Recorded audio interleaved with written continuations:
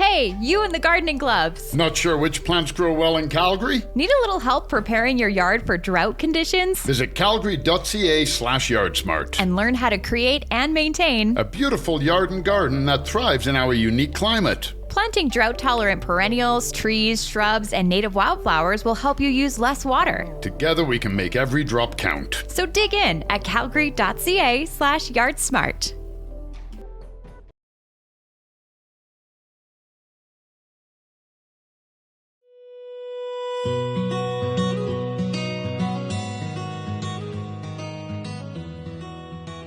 Welcome back to the Helpful Gardeners podcast. Well, this week we're talking organic gardening, but first, shout out to you, sir, for coffee from our friends at Rosso. Yeah, it was. It felt like it was one of those days. Yeah, hey. And you know what? Like, let me ask you this: so you're in the world of media.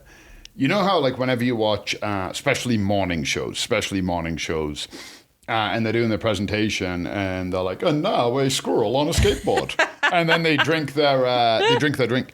Is it coffee in the mug or is it water? No, it's that's a very good question. Yeah, are we being duped? See, I think it depends on the person, right? Because I know where I usually do my other work. It's like very emotional time when the coffee machine's down. Oh yeah. So they must have coffee somewhere.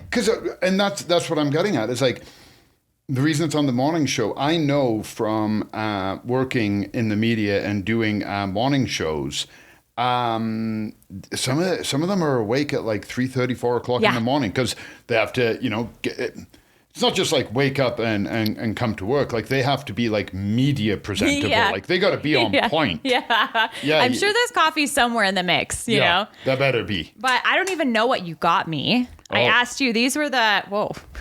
It was a bit longer than the cups. I just kept pushing. I asked you, Mike, my when you asked me what I wanted, I was like, can you get me the most extra drink? Yeah. The most extra, like the extra of extra drinks. Like, this is an organic reaction. I see what you did there. Okay. It tastes like a latte. Yeah. Okay. That's it. Did I get it? So I went in, and I'm not very good with subtleties sometimes. So I went in, and the guy working was super friendly. It was busy, and he was by himself. I guess his colleague was on break. Yeah. So I ordered for myself and got a couple of other coffees. And then I said, and I need one more. And he said, what do you need? And I said, I need an extra latte. And he's like, yes. No, I said, no, not like an extra latte on my order. Like, I need a latte, but I need it to be an extra latte. And he was like, extra foam. And I was like, no, like extra. And I was like, okay, do you got flavors? Do you got stuff? Like, just add everything. Oh, no. You were going to add everything? I don't know. And he was like, we don't have flavors. And I was like, oh, but I need an extra latte. And he was like, an extra shot of espresso? And I was like, yeah. I'm sure that there is like a barista listening to this podcast and probably being like, this is my life. Like, from the other side of the counter. But I'm like, to be fair, that was my fault. I was like, don't they have like a Dunkaroo latte or maybe they just don't have like a special right now. Maybe and I'll be honest, I didn't really look. I was like, let's extra it up. And I was just going to give it to them and be like, no wrong answers. Yeah, totally. Be creative, know? And here's the thing though, there's certain people I find in any job, it's different if you're doing something for yourself, right? Yeah. If you're making a sandwich for you at home, and you're like, I think peanut butter, mustard, honey, and salami will be delicious. No wrong answers, right? Yeah, exactly. If you like it, hey, go for it. But if somebody else is like, make me a sandwich, I don't care, surprise me, and you make them that, they're probably going to be like, I meant good surprise, not bad surprise. Exactly. Well, thankfully, there's no surprises in this podcast episode. I think we're going to go over a lot of content regarding organic gardening. We're going to be talking about from the seed all the way to the growing medium, to the fertilizer that you use, to even the pottery that you can use. There's lots of options if you find that organic gardening is for you and that's what you want to pursue. Because again, gardening is a personal journey. It can be whatever you want it to be. And I think it's important to say off the bat too, organic plays well with everything else. Yes. So you don't have to be all in or all out. Yeah. Much like anything in gardening, it's not like somebody comes to your house and they're like, "Oh, I see you did vegetables, flowers, and perennials." Right? You can be like, "Oh, I love perennials, but I want some veggies," or "I don't care about any plants. I just want veggies, but I did some peonies for color." Yeah. Whatever works best for you. So maybe you really want an organic soil, but you're not that fussy about organic fertilizers, right? No problem. You can do that, or you can do organic everything, or you can do organic nothing. Yes. And there's no judgment, no call. It's what fits right for you. And let's start with what is organic gardening. Let's set them some ground rules. Well, like, whatever feels right, just do what you want. And you're like, yes, but what are the rules? Well, because like you said something before the show that's totally valid. What is the difference between organic and you sometimes see organic based? Is it the same thing? It's not. Like, let's start with organic. Yeah. That is what's on the table. Organic is free of any artificial chemicals, any artificial produce, any artificial makeup. So anything that is constructed industrially isn't included. Okay. So that's what we basically term organic. There's a bit more to it than that, but that's it in a nutshell. Organic based is a bit of a cop-out. Oh. All it has to have is 15% of the ingredients need to be certified organic, and it's organic based. Doesn't matter which 15, doesn't matter how you get to 15, as long as 15% of the 100% makeup is organic, you're allowed to call it organic based. Oh my gosh. It's the same when you're talking gluten-free as well. If certified gluten-free, it's like it has to be in a percentage. So organic based is the same way. It has to fit a percentage. I didn't know that. So yeah.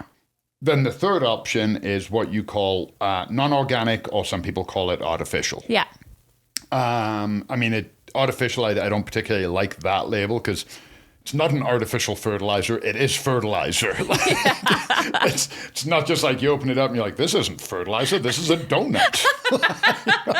But artificial, and here's the thing, artificial can have some organic ingredients, but they just don't care. It's normally produced by industrialization of chemicals to give you because that's the one I'm going to pick on because I'm looking at it as fertilizer. It's easier for me to focus on that. But I feel like it's maybe taking a bit of advantage. Mm-hmm. Like it's not fully transparent. Yeah. Maybe we should go into sort of like, how do you know if it is organic? And there's a really cool certification. I don't know if this spans across North America, the OMRI. Yeah, I think I actually believe they're based in Oregon. Okay.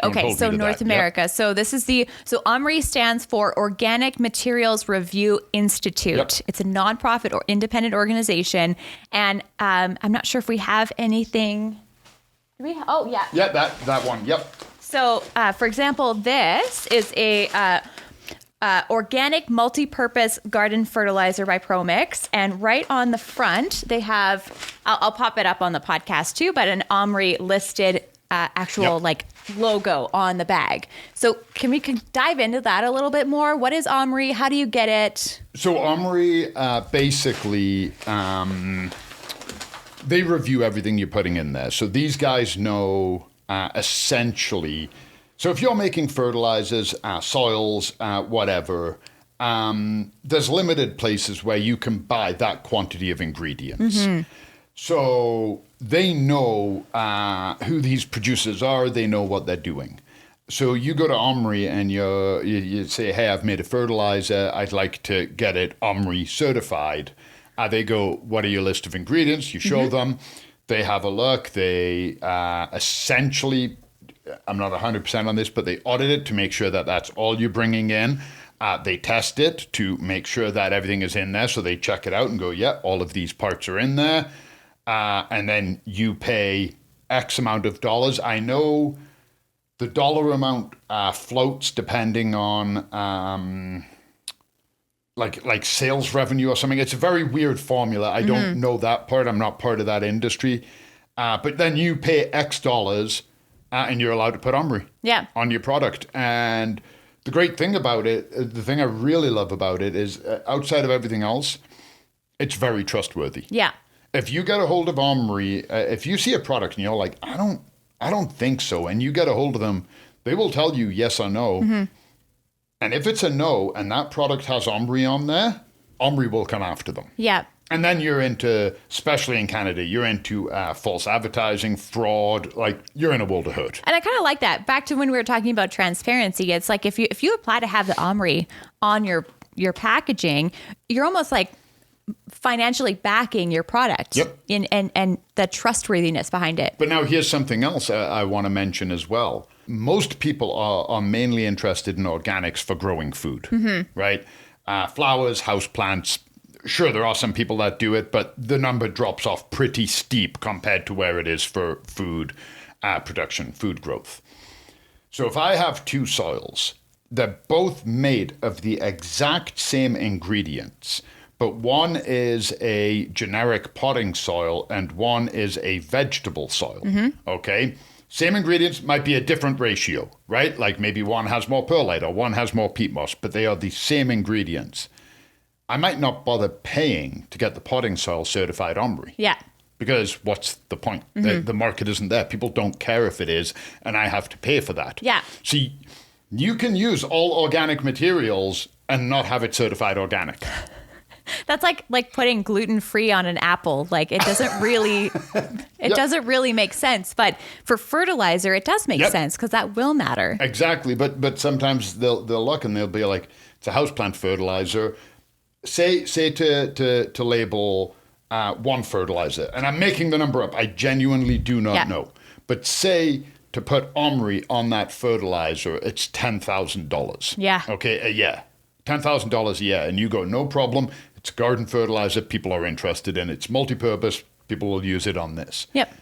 You have the exact same ingredients in a houseplant fertilizer, and you know people don't care. Are you going to spend that $10,000, or are you like, same? Yeah, probably not. Exactly. Yep. So you don't, if you want people to know it's organic, you have to certify it, but you don't have to pay for it. You can use organic materials and be like, I ain't paying for it. Yeah. Okay. Let's go into the different elements that you can choose organic in your gardening venture. And let's start right from seeds because, we have various seed brands in store, and I find that most brands have an organic option. So we have Mackenzie Seeds. They have a whole organic line. They have things from, and again, it's vegetables, right? They even have organic pet grass. Okay. Like they've gone that extra mile, So we've got the long red cayenne slim, like. Did you pick this up because of Star Wars? Yes, Skywalker cauliflower, and that's something interesting too. So West Coast Seeds is all organic, as far as I know. I believe so. Yeah. Yeah. Because well, here's something really quick just to bring up while you said that as well. Because if you look here, right, two different companies. Yeah. We love them both. Yep. Organic, but that's not an Omri label. No, it's not. So what does that mean? If you look at a product, Gaia Green, we don't have any. I don't even have any. No, I didn't. Webinar part. That's okay. Gaia isn't Omri. Gaia is EcoCert, and EcoCert is certified for ecological use in agricultural application, I believe. Might not be verbatim. Forgive me. It's just as valid as Omri. Oh. Omri is the most known one. Okay, but any of these certifications, I guarantee they're going to carry the same weight as Omri. Put it this way, maybe 10 years ago, people didn't know Omri. Okay, and I'm talking about our customers. They genuinely didn't know. Now we have customers who ask for the Omri label. Yes. And there's EcoCert. Okay, I'm not wearing my glasses today. I'm just going to get that out. It really bugs me. I can't read that. Oh, no. I can't read it. Can I borrow your glasses? Yes, of course. Can we share some glasses? Tell me how I look in them. Here we go. Oh, dang. Colin, look at that. Still can't. Still can't read. No. Son of a gun. That says something. Do you want me to read it? Sure, yeah. Hold on, I need my glasses. You should have one right there. Yeah, this one? Yeah, the little maple leaf sticking out of the green hills. Yeah, it says, it literally just says Canada Organic on it. Okay, I bet you Canada Organic is an organization. Oh, I see. Yeah, that approves. Now, maybe Canada Organic are purely set up to certify seeds.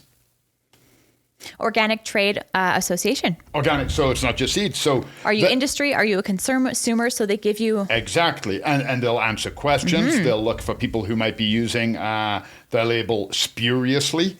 Ooh, nice word. I know. I just thought I'd drop that in there. I've been sitting on it for a couple of weeks now. I'm actually this is a really good point. See, I only thought there was only Omri. Nope. I didn't know that there were more. So I think over in our show notes, over at goldenacre.ca/podcast, I'm going to put down a whole bunch of different types of organic listings that you might see. And then you can kind of go in and do your own research. Yep. Because if we just go, if you go somewhere... I'll go to my favorite here. Wow, I feel like I reference cookies a lot, but I don't care because cookies are amazing. But it would be like going to the cookie aisle and only saying, well, no, the only cookie I recognize is Oreo. Yeah. No, there are tons of amazing cookies out there. Had no idea. There's a full aisle. But if the only name you go with is Oreo, well, what about Mr. Christie? Yeah. Okay, and that's it. I think Mr. Christie actually make Oreos. I got no other brands. I don't know either. I don't know cookie brands. Who makes Chips Ahoy? Is that Mr. Christie too? Yeah, I think so. All right, so there's only one brand of cookie. Or like Nabisco. Oh, nice. Nabisco, right? Pull that out. Who are the little elves in the tree? Oh, the Keebler elves? Yeah, who are they? Oh, I don't know. Snap, Crackle, and Pop? No, that's different. Are they elves, though? It's interesting, though. Like, I'm just on the website for Canada Organic. They say 2/3 of Canadians are buying organic weekly. So isn't that amazing? That's actually a really good point. So one thing we noticed here, I know we're getting a little off piste, but this is why these discussions are great. Yeah. Years and years ago, our top 5 soils didn't include organic. Now, 3 of our 5 soils are organic. No way. Yep. Our number 1 selling control is organic. Huh. Yeah. Our number 1 selling fertilizer was organic based. Yeah. Okay. And it's been just a very gradual go and then just a lift off. Yeah.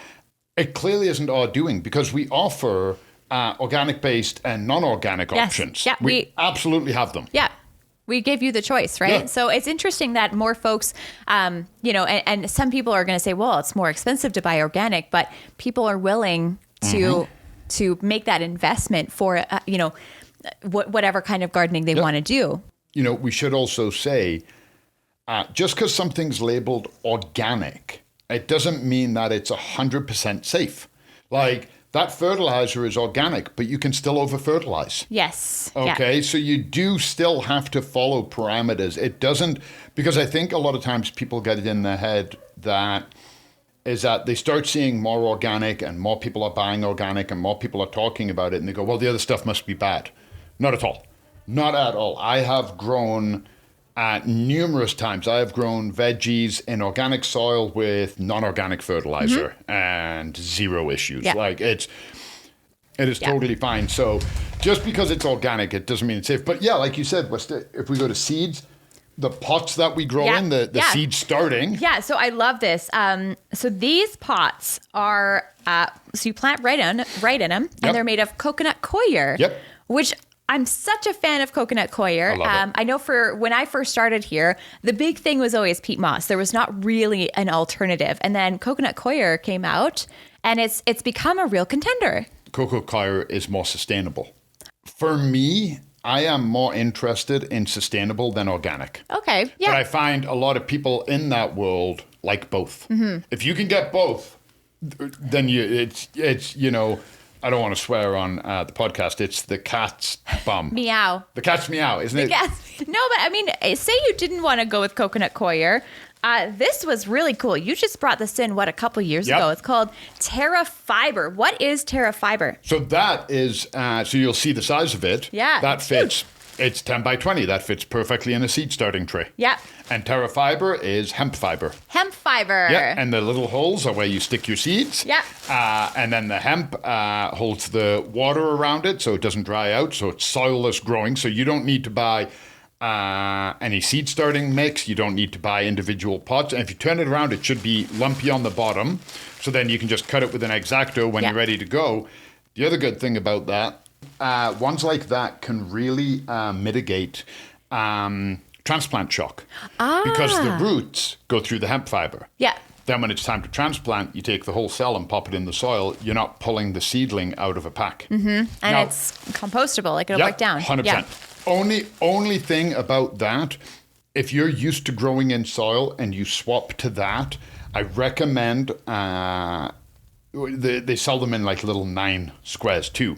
Get one of those and test it because your water ratio is very different. Oh. Yeah, because that holds a lot more moisture. Yeah. So I find a lot of people when they use that or the rock wool, same thing, not as good. I prefer the hemp. Mm-hmm. I shouldn't say not as good. It's not my cup of tea.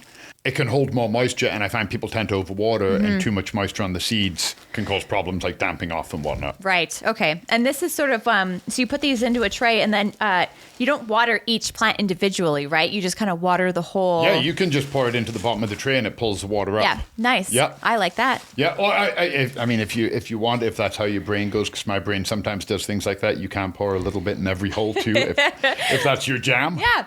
And this is really interesting too. We were talking about like organic and then, having a mix and match. It's so funny. Like, we're talking about sustainable, right?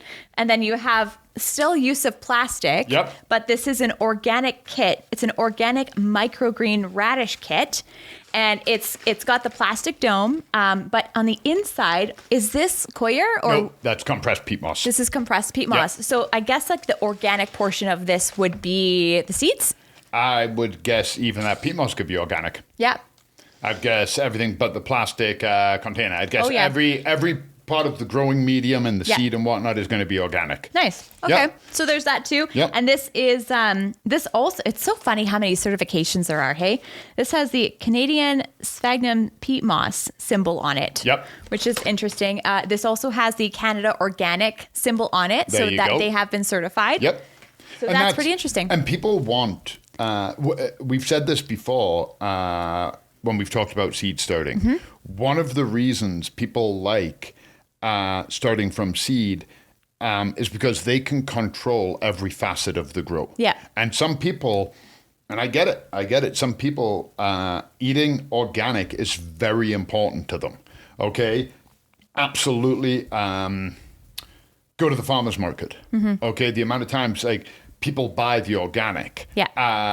And that is a deeply personal choice. And if they want that and they can grow from seed and they can grow all of they can grow stuff for their pets, but they can grow their onions and their carrots and their tomatoes in organic pots and in organic medium and organic soils and organic seeds and then start using organic fertilizers. Mm-hmm. Why not? Yeah, absolutely. Okay, so let's move on to the soil medium. We were just talking about how 3 out of the 5 top sellers of soil are organic, so they're out there. And then let's also talk about the amendments. So everything to do with the growing medium. What kinds of amendments can you use for organic? I mean, really, all of them. Yeah. It just depends. Again, a lot of it is brand. Yeah. Okay, some brands do, like the Gaia Green. Gaia Green.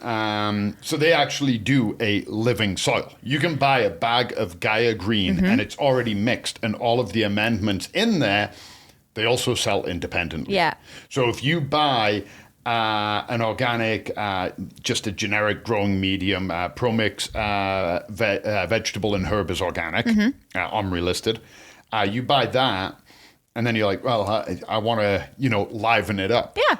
Worm castings, volcanic mineral, there is a colossal. There's here's one. I can't believe I didn't mention this first. Like literally, I'm like, compost? We're talking about soils. Yeah, compost, sea soil.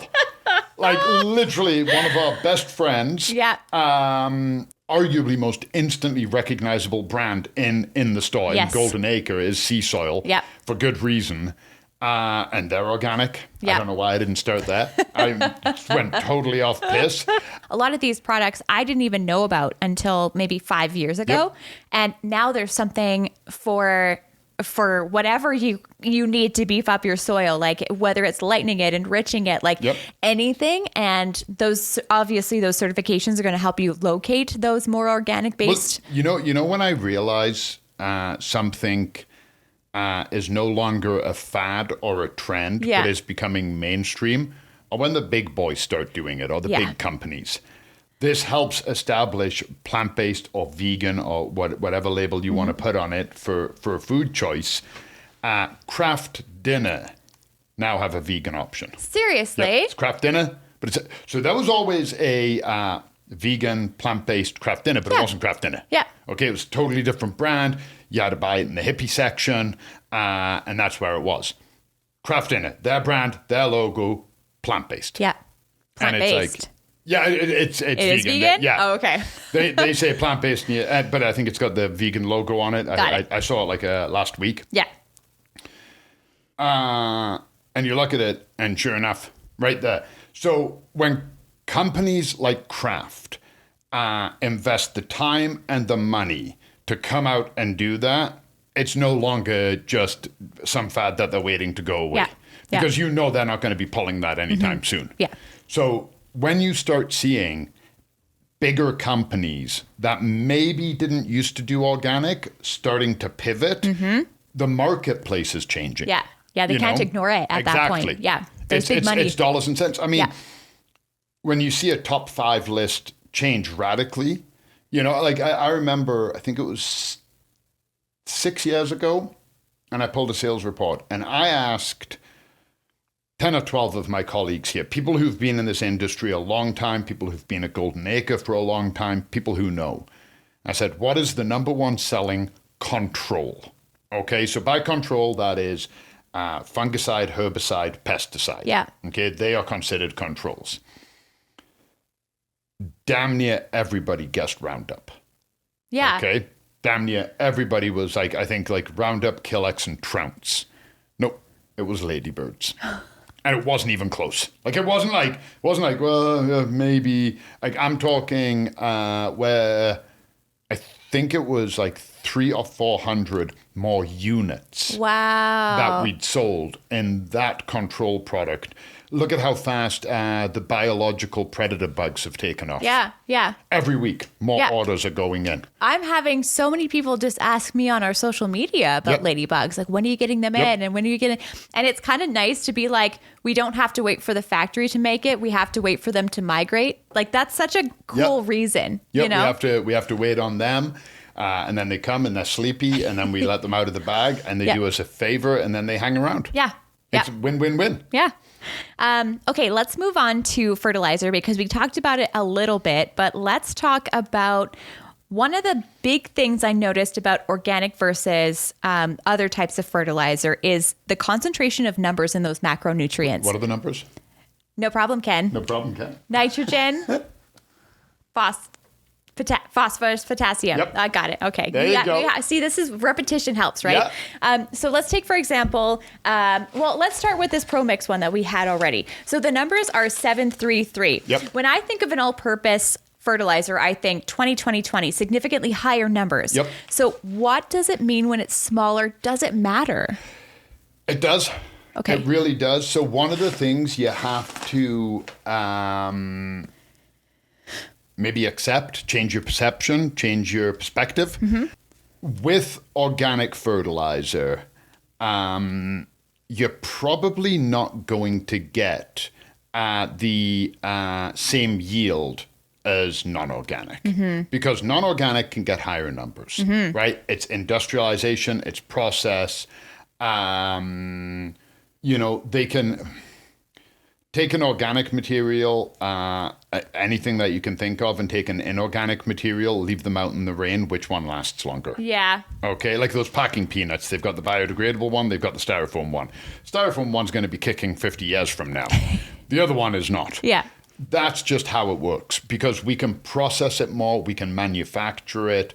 For better or for worse, that's why we have houses that can last, hundreds of years. And building, it's not all bad, because I know sometimes this comes across as like such a negative spin on non-organic, and it's not bad at all. But if you want to grow organic, there is a tendency that you're not going to get as high a yield. You're not going to get a low yield. I've grown 100% organic before, and I was not upset with the results. Yeah. Like, at all. I wasn't like, never doing that again. It was still good. Yes, it was a little bit of a less yield, but not enough that it disrupted anything I wanted to do. Mm-hmm. And here's the other kicker. I could have had a less yield because maybe it wasn't as good of a growing year. Maybe True. It was too hot. Other maybe factors. It was colder. Exactly. Yeah. So, but the logic and the science are there that if you have a smaller MPK, you're going to get less fertilizer. Mm-hmm. So you're not going to get that same yield. You're not going to get that same result. It's not a game changer. Mm-hmm. It's absolutely not something where you're like, oh, so I'm not going to get any tomatoes. No, you will do just fine. Yeah. And are there organic, because you know how we're talking about different types of fertilizer depending on your lifestyle? Are there different types? So can you get an organic spike? Can you get an organic slow release, an organic water soluble? Like, is it pretty open as far as like how soil and amendments has really taken off to be inclusive? Same with fertilizer? Getting better. Is it getting better? Okay. Don't hold me to this. Don't believe I've ever seen a specific organic rose fertilizer. Mm-hmm. Because, again, they're looking at their market. People who are growing roses, they're not growing them to eat them. Mm-hmm. They're growing them because they want these magnificent, big, fragrant blooms that are just going to keep going. So they're not interested in using organic. They want to push that plant hard. Yeah, you're not eating it. You're pushing it to the max. So, but that being said, there are people whose ornamental beds and veggie beds integrate. Yeah. And they won't want to use an inorganic fertilizer on their rose because that'll leach into their veggies.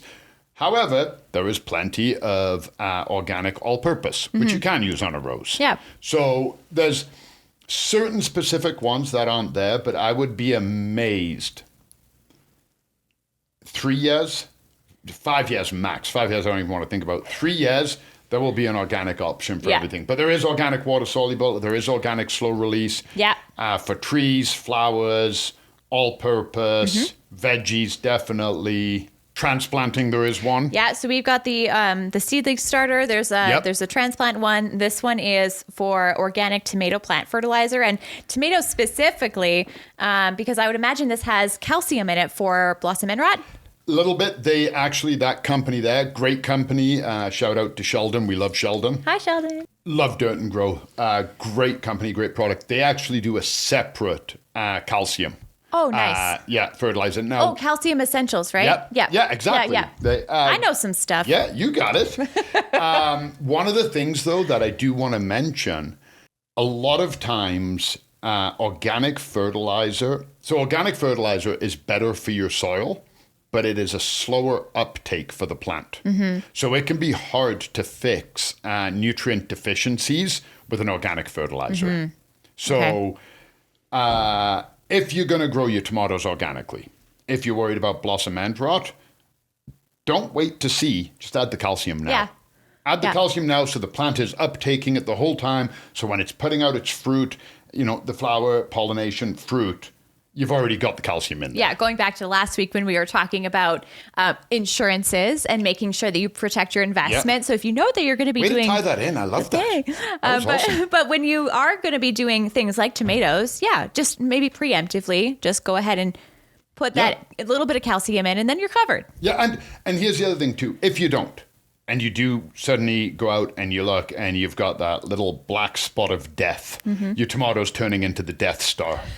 That's what it looks like. I've always thought that blossom end rot on your Skywalker cauliflower. There we go. Yeah. Too bad. Too bad. Does that look like Luke? I don't think it does. But I don't anyway. know why. I know. Probably because it's so white. Like it's a like cloud. Oh, so wow. I came up with that at the same No, time. when you introduce nerds to plants, like we have a different lens. I was like, oh, Skywalker cauliflower. Did they do a Wookiee carrot? I know we talked about that once too. That was Game of Thrones. Yeah, Game of Thrones. The little finger carrot. Hello, Caitlin. I'm Littlefinger Carrot. I'm totally off track. Oh yeah, Death Star tomatoes. I literally was like, Skywalker, I am your planter. How did?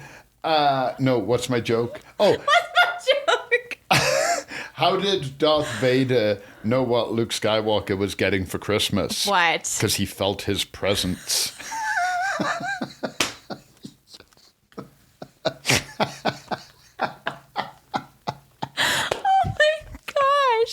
Whoa. Hold on. Star Wars. I'm down this. I am so into this. Oh, okay. Here's one. What is Admiral Akbar's favorite type of music? Trap. Wow, that one's pretty Here's one that goes into this episode. What do you call a rebel princess who only shops at Whole Foods? Princess Leia Organic. Because her last name is Organa. Yeah. Oh, is it? Yeah. Oh. I love that you did. Anyway, okay, let's. Yeah, her adopted father was Bail Organa from Alderaan. Yeah, I don't. See. Because, think about it. Like, you could do so many things. Like, you could do a Dahlia and make it like Baby Yoda and call it a Yodalia. Ooh. I mean, we've got options. That's all I'm saying. They have options. We don't have any rights to that stuff. We could buy them. Oh, wait, no, we're dealing with Disney now. I know, it's Disney, no way. Oh, this is going to be totally censored out the butt. It'll just be a stern picture of Mickey Mouse. Okay, let's move on to, so say we planted everything. We've started our fertilizer program. Let's talk about when things happen. So herbicides and pest control. Ooh. Let's talk about how to be organic in that department. We kind of briefly talked about ladybugs. Yeah. So that is a way. Oh, we didn't even talk about our worm friends. Well, I mean, let's bring them up now. Okay. Do we want to take them out or? No. So here's the thing. Yeah, I have taken them out. If anybody wants to see them, didn't I take them out on the webinar? Oh, right. Okay. The thing is that we have the webinar place where we can make a mess. It's going to make an ungodly... They make an ungodly mess when you lift them out. So yeah, if you want to check that out, go into goldenacre.ca/events. We have an encore presentation. It's also up on our YouTube channel. And we totally open one of these when we're in a more safe space. But yeah, it's really cool to see them all wriggling around. And what's really, it says accelerate your compost. How? So red wigglers are like the go-to for worm castings. I'm not going to say everybody uses them because I don't know that, but everybody I know who does worm castings uses them. They eat at an alarming rate. And they also reproduce at a very healthy rate. And they poop out because they eat so much, and it's just the amount of worm castings they add. Dump them in your garden, dump them in your veggie patch, and let them do their thing. Not a good idea to put them in a raised planter. Oh, why is that? Raised planters get too hot. Got it. Okay. Yeah, they get too hot. The soil can dry out too much. They want the ability to go deep and then come back up when they can. Yeah. But they are absolute, gardeners love them. You can dump them in a compost pile. They'll just go nuts on the... and best thing... They're organic, and what they poop out is also organic. So win-win. It's natural. Yep. And these are all located where all of our other biological controls are. And biological controls, again, like you say, organic, ladybirds, ladybugs, whichever one you call it. And then what else do we have in there? We have nematodes. Nematodes, yeah. We got the ant buster, birch leaf miner, garden guardian, the chinch bug one. We have praying mantis. Yeah, that's so cool. Mason and leafcutter bees.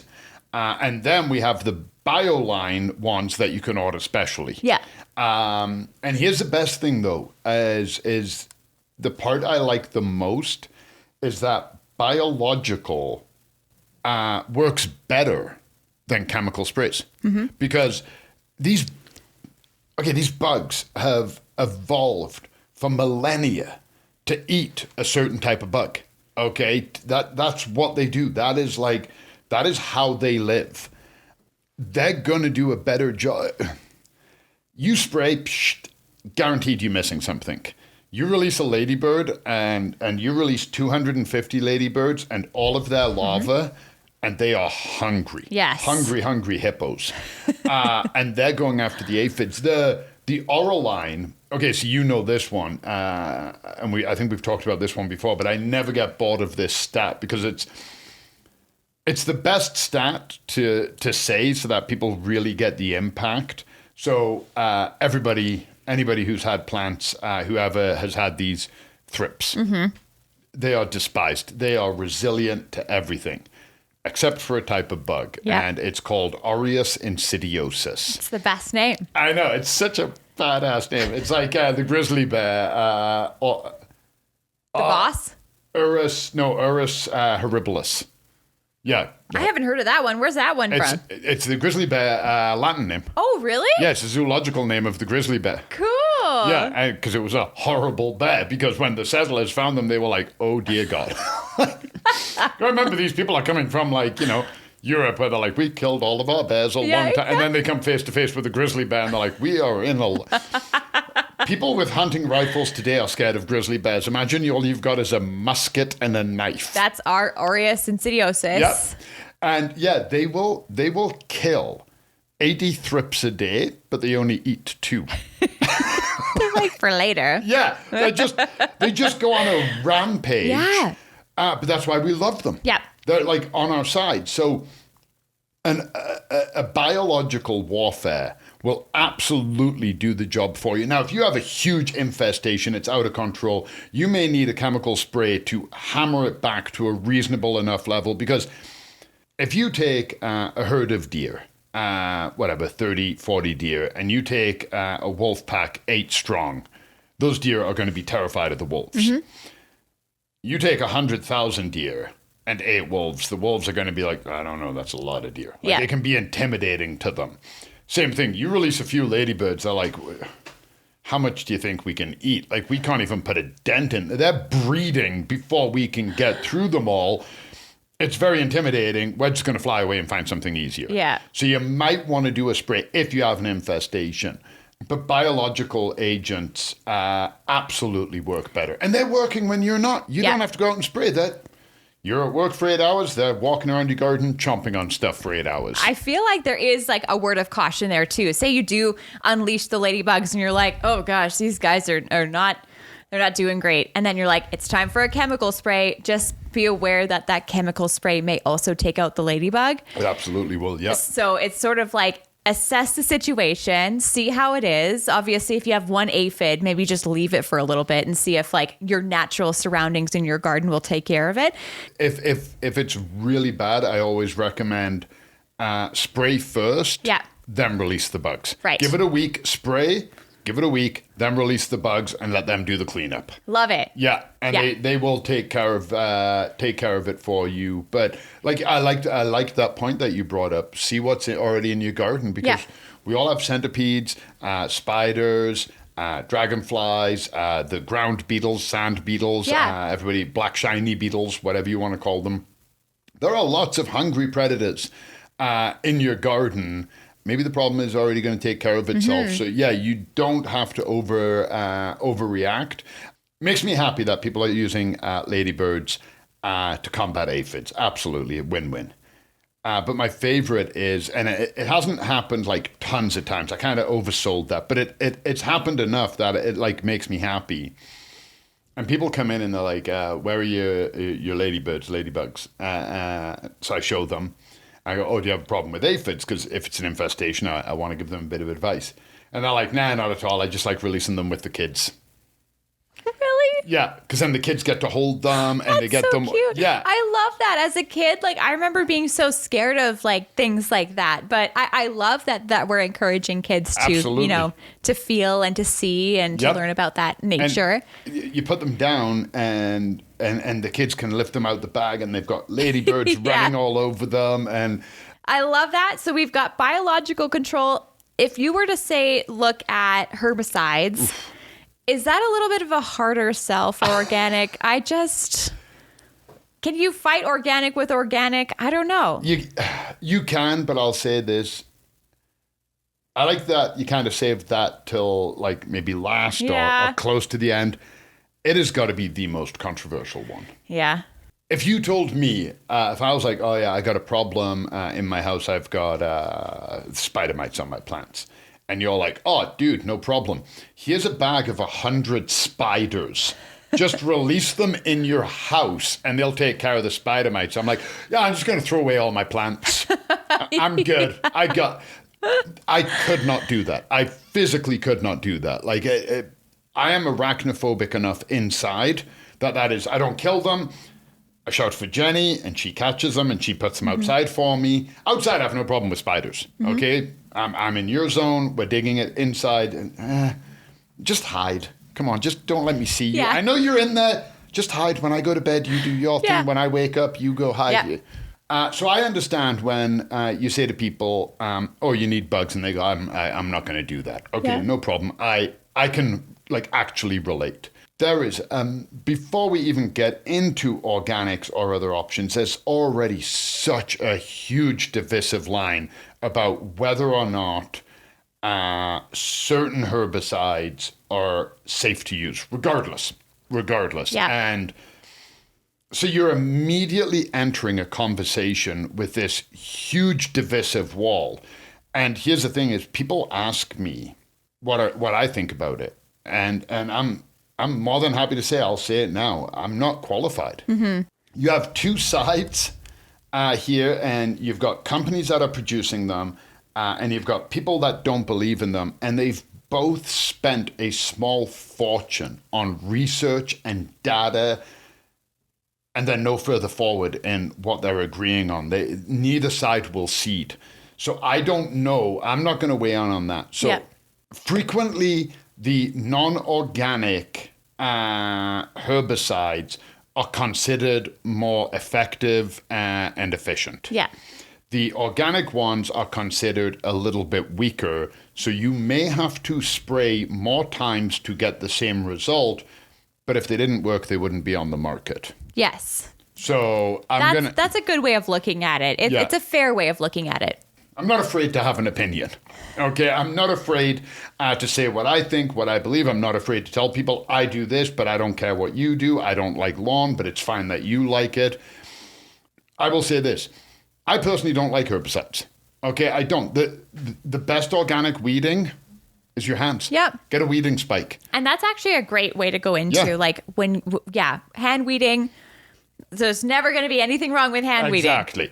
It's a little more work, but... So that is the number one organic, most effective way to get rid of your weeds is to weed by hand. Yeah.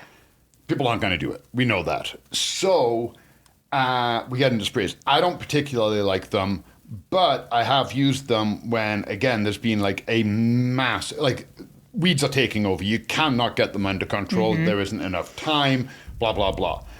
But the organic ones, the environmentally safe ones, are working. Yeah. So I think damn near every single person has heard of Roundup and knows what it is. There is Roundup Advanced. I don't know why they decided to call it Advanced. I'm not going to argue with Scots. Their marketing is way better than my brain. It's not just a stronger Roundup. It's actually just made, there's no hard chemicals. It's acetic acid. Huh. But it works so well, they put the Roundup name on it. Yeah. Not just Scots, not just Ortho or whatever. They put the Roundup brand on this, but it's acetic acid. Yeah. Yeah. And regions across Canada, I think you mentioned, are getting excited about this because it's a little different than natural Roundup. Roundup, like traditional Roundup, you can't use everywhere across the country. Like you were saying, Montreal outright banned it. Yeah, Montreal outright banned it. BC, it's under lock and key. Yeah. Right? You cannot come in and buy it. And if you and I are working, you have the herbicide license and I don't. Yeah. Even though we're both working for Golden Acre, I know where the key is. Somebody asks for it. I open the case and give it to them, I can be charged. Yeah. You have to be the one. Yeah. Roundup Advanced, they don't have to. They can put it on the shelf. No. And they're loving it. And that's exactly what you're saying. It's like with anything that we talked about today, there are advancements being made every time. And I think some of the main takeaways from this episode is that there are a lot of options if organic is a path that you want to follow for your gardening. There are certifications that you can look for in products. There's OMRI, there is Canada Organic, things that you can look into. I think one of the main takeaways is if you are switching to organic, you don't have to do everything organic. You can kind of pick and piece together what's important to you, but just also be patient and learn how it differs from how you traditionally garden. If you're going to be using, Terra fiber, make sure you're watching out for your watering. If you're looking for organic fertilizer, you might notice a little bit of a difference in your yield. So there will be differences. It's kind of like gluten-free versus, full gluten. There's going to be differences. Absolutely. You will notice. You don't have to be all in or all out. And I love that you're bringing that up. It's so 100% valid. Yeah. So I think there was a lot to take away from this episode, and we'd love to hear your thoughts. Are you going to try organic? Have you been organic gardening for years? Are you kind of keeping up with some of the trends that we're seeing on the market and trying new things in the organic realm to sort of use in your own garden that you've been loving? So reach out to us. We're available on social media under Golden Acre Home and Garden. We're on Instagram, Facebook. You can email us, info@goldenacre.ca. Just make sure to put podcast in the subject line and then we'll see it. We're also available on YouTube. We're on Spotify. We're on Apple. We have a lot more spring content coming. It's just like the best time of year. And if it's something that you want to learn more about, feel free to let us know and we can dive into new topics with you. So more fun next week. We hope that you'll join us in. Bye, everyone.